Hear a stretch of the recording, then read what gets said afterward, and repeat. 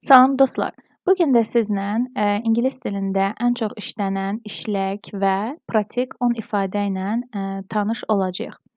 Bu ifadələri mən müxtəlif zamanlarda baxdığım filmlərdən, oxuduğum kitablardan götürmüşəm. Yəni əvvəlki 2 videomda da dediyim kimi həmin resurslardan götürmüşəm bu ifadələri. Yəni buna görə də çox işlək və pratik ifadələrdir. Gəlin başlayaq.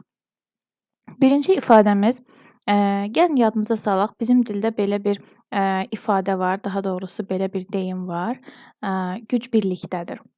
İngilis dilində də bunu demək olur. Onlar belə deyirlər: Many hands make light work.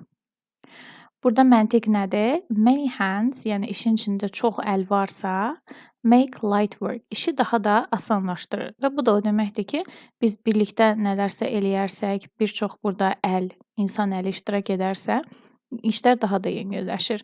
O məntiqlə bu ifadə də ingilis dilində var. Many hands make light work. Gəlin nümunələrə baxaq.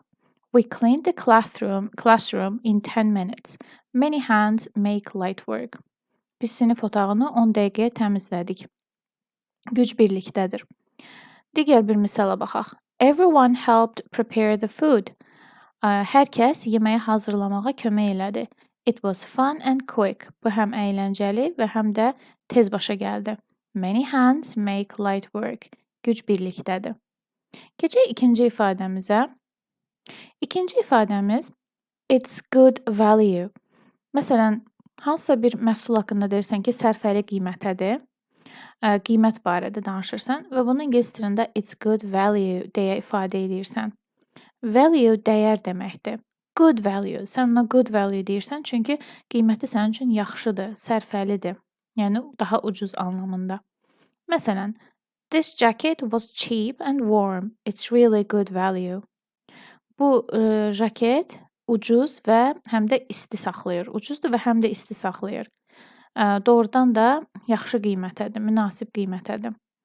Yəni həm istidir, həm də ucuzdur. I think this phone is good value because it works well and wasn't expensive. Məncə bu telefon yaxşı qiymətədir. Sərfəlidir, həm də sərfəlidir mənasındadır bu. Çünki işləyir və həm də baha deyil. Yəni belə olanda artıq sərfəli olur. Deməli good value, it's good value biz nə vaxt ki demək istəyirik, qiyməti sərfəlidir, yaxşı qiymətədir, onda bu ifadədən ingilis dilində istifadə edə bilərik. Üçüncü ifadə nothing ventured, nothing gained. Bunun mənası işləməyən dişləməz. Nothing ventured, yəni heç bir iş görülmədisə, nothing gained, heç bir şey qazanıla bilməz mənasında. She was scared to apply for the job, but hey, nothing ventured, nothing gained. O işə müraciət eləməyə qorxurdu, amma işləməyən dişləməz. I know starting a business is risky, but nothing ventured, nothing gained. Bilirəm, biznesə başlamaq risklidir, amma işləməyən dişləməz. Dördüncü ifadəmiz wasteful. Wasteful israfçı deməkdir. It's wasteful to throw away food. Yeməyi atmaq israfçılıqdır. Əgər israfçılıqdır demək istəyiriksə, it is wasteful ifadəsindən istifadə edirik. Leaving the lights on all day is wasteful. İşığı bütün gün yanılı qoymaq israfçılıqdır. Using too much water is wasteful. Həddindən artıq su istifadə eləmək israfçılıqdır. Deməli, bu ifadə it's wasteful. Növbəti 5-ci ifadəmiz hold your horses. Bəlkə də bəziləriniz bu ifadəni bilir. Bu ifadənin mənası səbirli ol, biraz gözlə, səbirli ol deməkdir.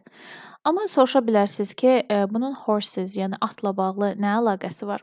Bunun etimologiyasını araşdırdım. Çünki bir ifadəni biz yadda saxlamaq istəyiriksə, əvvəl də demişəm ki, onun məntiqini başa düşmək yaxşıdır. Etimologiyasını araşdırdım və bu çox qədimlərə gedir, çıxır bu ifadə oradan gəlir. Qədim zamanlarda bildiyiniz kimi atlar nəqliyyat vasitəsi kimi istifadə olunurdu və belə bir şey var idi ki, yəni sən ata insanlar minirdisə, minən kimi hazırlaşmamış atların bir funksiyası var idi. Sadəcə gedirdilər. Yəni onlara demək olmurdu olmurdu dayan. Sadəcə onlar gedirdilər. Və həmin ifadə oradan yaranıb. Yəni ki, getmə, dayan, mən hələ hazır deyiləm, mən hələ sənə get siqnalı, get belə deyim, xəbərdarlığı verməmişəm mənasında. Bax, oradan gəlir bu ifadə. Səbirli ol, dayan, gözlə deməkdir. Hold your horses, we're not leaving yet. Səbirli ol, biz hələ getmirik.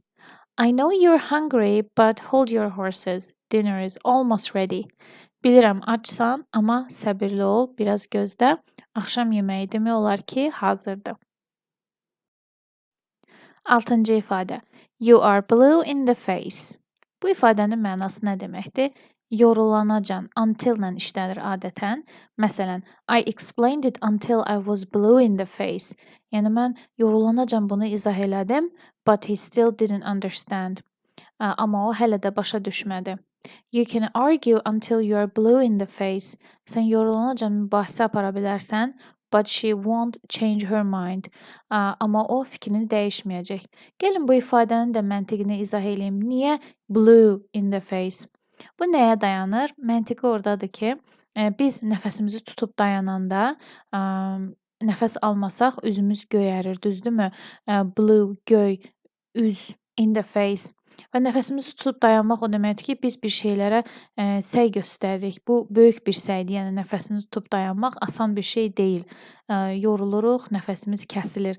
Bu məntiqlə bu da var. Yəni ki, sən nə qədər edirsən elə, yorulanacan elə, böyük səy göstər, amma yenə də nəsə olduğu kimi getmir və yaxud da alınmır mənasında. Bax, bu ifadənin də məntiqi budur. 7-ci ifadə between you and me. Bu əslində adından da, yəni sözlərdən də məlumdur. Aramızda qalsın deməkdir. Sənlə mənim aramda, yəni. Between you and me, she failed the test. Aramızda qalsın, o testdən kəsildi. Between you and me, I don't like his cooking. Aramızda qalsın, onun yemək bişirməyini bəyənmirəm. 8-ci ifadəmiz out of the blue. Bunu belə deyirlər, out of the blue. Out of the blue, she called me after 5 years. Gözlənilmədən birdən-birə o məni 5 il sonra zəng elədi. O mənə 5 il sonra zəng elədi. Gözlənilmədən deməkdir bunun mənası. The rain started out of the blue. Gözlənilmədən yağış başladı. He quit his job out of the blue. O heç nədən, gözlənilmədən birdən-birə işini dayandırdı. İşdən çıxdı. No one saw it coming. Heç kim bunun baş verəcəyini bilmirdi. Bəs burada məntiq nədir? Niyə out of the blue? Blue deyəndə adətən ingilislər mavi səmanı xatırlayırlar. Mavi səma, heç bir bulud yoxdur, heç nə yoxdur, hava aydın, təmizdir. Və birdən-birə o aydın havada buludlar təsəvvürün peyda olur və yaxud da ildırım çaxır. Bu gözlənilmədən olan bir şeydir, düzdürmü? Qəfildən olan bir şeydir. Bax, o məntiqlə bu ifadə var. Gözlənilmədən birdən-birə qəfil. Və 9-cu ifadə read someone like a book.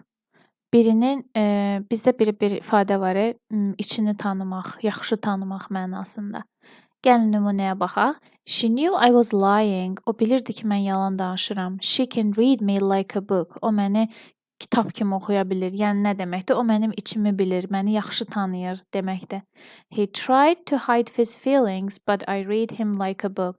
O öz hisslərini gizlətməyə çalışırdı, amma mən onu yaxşı tanıyıram. You can't fool her. Sən onu axmaq yerinə qoya bilmərsən. She'll read you like a book. O səni yaxşı tanıyacaq, içini yaxşı biləcək. Və burada nəyə görə book? Məntiq nədir? Biz kitabı üzünə baxanda yaxşı bilmirik, amma içini açıb oxuyanda onu daha yaxşı tanıyırıq, düzdürmü? Və oradan bu ifadə var. I can read her like a book. O deməkdir ki, yəni mən onu əlimin içi kimi tanıyıram, yaxşı tanıyıram mənasında. Və nəhayət, axırıncı 10-cu ifadəmiz bits and pieces. Yəni, bir-iki şey. Bit hissə deməkdir. Piece də hissə, parça deməkdir. Gəlin nümunələrdə baxaq. I bought a few bits and pieces from the supermarket. Mən marketdən bir-iki şey aldım. Bits and pieces. He has bits and pieces of old toys in the box. Onun kutuda bir-iki oyuncağı var. Bir-iki köhnə oyuncağı var. I still remember bits and pieces of the story. Mən hekayədən bir-iki şey, bir-iki hissə xatırlayıram. Bits and pieces. Belə, bugünlük ifadələrimiz bu qədər. Növbəti həftə növbəti 10 ifadə ilə sizi tanış eləyəcəm. Görüşənədək.